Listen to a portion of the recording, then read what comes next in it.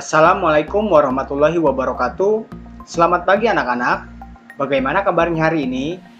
Pada pertemuan sebelumnya, materi seni lukis, kita sudah mempelajari aliran-aliran seni lukis dan tema lukisan. Pada hari ini, kita akan mempelajari alat bahan melukis dan langkah-langkah untuk membuat lukisan. Tonton videonya sampai habis ya, agar kamu dapat menambah pengalaman dan pengetahuan dalam melukis. Oh iya, yang belum subscribe, jangan lupa subscribe dan bantu channel ini supaya lebih berkembang ya. Terima kasih.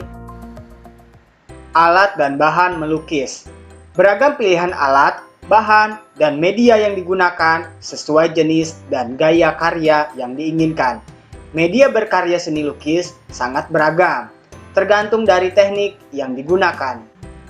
Berikut ini adalah penjelasan mengenai alat dan bahan untuk kegiatan melukis. Mari kita mulai. Pensil. Jenis pensil dibedakan berdasarkan tingkat kekerasan atau kehitaman karbonnya, berdasarkan kode huruf B atau H. Pensil kode B menandakan jenis pensil lunak dan hitam, terdiri dari berbagai kode. Sangat tepat digunakan untuk menggambar. Sementara pensil berkode H menandakan jenis pensil keras. Dalam video ini kita dapat menyaksikan berbeda jenis pensil berdasarkan kode, berbeda pula tingkat kehitamannya. Pensil arang atau konte. Pensil arang terbuat dari sejenis arang halus dan biasa digunakan untuk menggambar atau melukis potret. Sifatnya hitam pekat dan agak sulit untuk dihapus. Pensil arang memiliki 3 jenis. Yang pertama ada jenis dart. Yang kedua ada jenis medium. Dan yang ketiga ada jenis light. Ketiga jenis tersebut memiliki tingkat kehitaman yang berbeda-beda.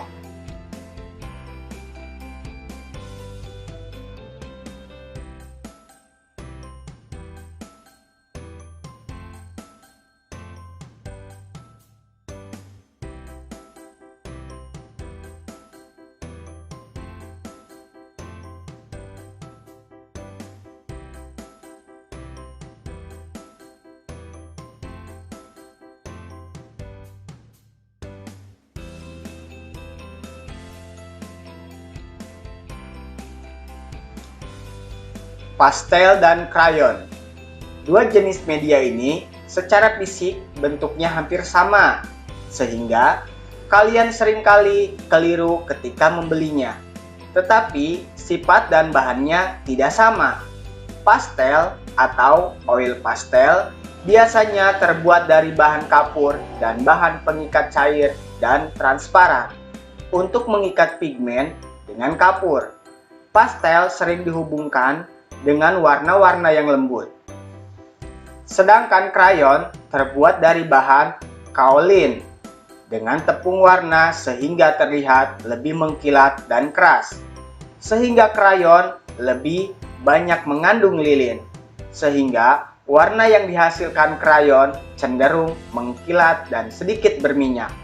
Krayon menjadi salah satu pilihan kita untuk menggambar karena sifatnya yang padat dan tidak mudah menyerpi, sehingga tidak mengotori tangan dan baju ketika kita sedang menggambar. Tinta bak dikenal juga dengan sebutan tinta Cina. Warnanya hitam pekat dan tidak luntur jika kena air. Kemasan tinta bak ini ada yang berbentuk cairan dalam botol dan berbentuk balok-balok kecil, atau dicairkan dulu sebelum digunakan. Cat atau pewarna. Bahan pewarna dibedakan berdasarkan basis pengencerannya. Cat air atau berbasis air, jenisnya ada 2, yaitu watercolor yang bersifat transparan dan poster color yang bersifat plakat.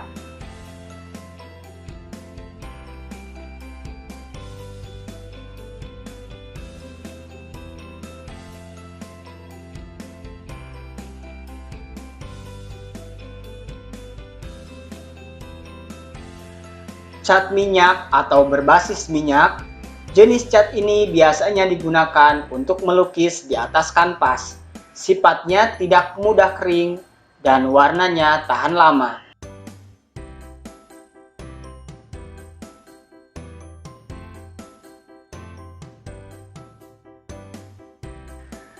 Kuas. Kuas merupakan alat yang digunakan untuk menguas atau mengecat ke media lukis. Jenis dan bentuk kuas beragam, dari bentuk, ukuran, serta harga yang sangat bervariasi. Pemilihan kuas tergantung dari goresan yang bagaimana yang akan kita inginkan. Jenis kuas yang pipih dan berujung lurus, datar, dipakai untuk bahan cat minyak. Sedangkan kuas dengan bulu berbentuk bulat dan berujung runcing dipakai untuk bahan cat air.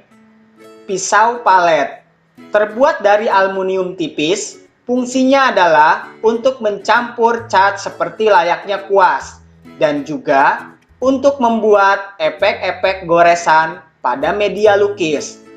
Bentuk dan ukurannya tersedia berbagai jenis, ada yang runcing, lebat, dan juga bulat. Palet. Palet adalah media yang digunakan untuk tempat campuran cat. Jenis dan ukuran berbagai.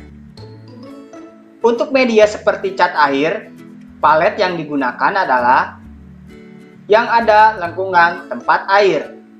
Sedangkan bentuk palet cat minyak berbentuk datar. Ditambahkan lubang untuk pegangan. Demikianlah pembahasan materi alat dan bahan pada seni lukis. Selanjutnya, apakah kamu tahu gambar-gambar lukisan tersebut? Lukisan-lukisan tersebut adalah jenis lukisan berdasarkan teknik dan bahan lukisannya. Lukisan tersebut adalah lukisan tempera, lukisan al fresco, lukisan al secco, dan lukisan mozaik. Kamu boleh cari penjelasan mengenai lukisan-lukisan tersebut di buku, internet, atau artikel. Jika sudah menemukan salah satunya, tuliskan jawabanmu pada kolom komentar di bawah ini. Teknik berkarya seni melukis. Ada beberapa langkah yang perlu dilakukan jika kalian ingin melukis. Teori ini berdasarkan pengalaman para pelukis terkenal. Yang pertama, memunculkan gagasan. Untuk memunculkan gagasan kreatif dapat ditempuh dengan cara mengembangkan imajinasi, melihat objek secara langsung, melihat dari buku atau majalah, melihat dari internet dan dokumen lain tentang lukisan, mengunjungi kegiatan seni lukis atau museum. Ide dan gagasan tadi kita olah lagi menjadi sebuah sketsa yang menarik, sehingga apa yang kita maksud atau yang akan kita rasakan tersampaikan sampai pada tujuan. Yang kedua, media berkarya. Bahan dan alat yang akan kita gunakan. Misalnya, menggunakan kertas. Contoh kertas di sini adalah karton, manila, pada larang, atau hanya kertas HVS. Menggunakan tembok, dinding papan, atau media yang lebar. Menggunakan media alternatif, misalnya kacang, cangkang telur, atau di permukaan benda kerajinan. Menggunakan cat minyak, cat akrilik, cat tembok, krayon, atau pastel. Dalam berkarya seni, media alat dan bahan juga menentukan proses dan teknik berkarya seni. Sehingga hal ini harus kita rencanakan. Yang ketiga adalah menentukan teknik. Ada beberapa teknik yang dapat digunakan dalam melukis. Di antaranya adalah teknik akuarel, teknik plakat, teknik goresan ekspresif dengan menggunakan jari, kuas atau palet, teknik tebal atau bertekstur, dan teknik timbul atau mozaik. Yang keempat adalah membuat sketsa. Sketsa adalah gambar awal yang akan dijadikan atau dibuat lukisan. Sketsa inilah yang nantinya diselesaikan menjadi sebuah lukisan yang sempurna. Yang kelima, mewarnai dan menyempurnakan lukisan.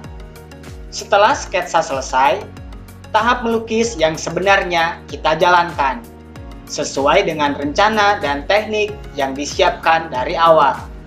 Tahap terakhir adalah menyempurnakan atau menyelesaikan lukisan sketsa yang telah kita buat, yaitu dengan cara mewarnai sketsa dengan goresan tipis pada objek pokok dan menyempurnakan lukisan dengan kontur, penyinaran, penegasan, dan penentuan gelap terang yang sempurna. Namun, tidak semua langkah menjadi acuan karena proses melukis dengan menggunakan bahan yang satu dengan bahan yang lainnya tidak sama. Demikian pula dengan teknik yang digunakan. Demikianlah pembelajaran kita untuk bab seni lukis. Tugas keterampilan yang harus kamu buat seperti yang ada pada layar ini. Bukti fisik hasil lukisanmu dibawa ke sekolah pada pertemuan tatap muka. Bila ada pertanyaan, dapat kamu tanyakan langsung pada kolom komentar di bawah ini. Terus belajar dan tetap semangat. Wassalamualaikum warahmatullahi wabarakatuh. Terima kasih.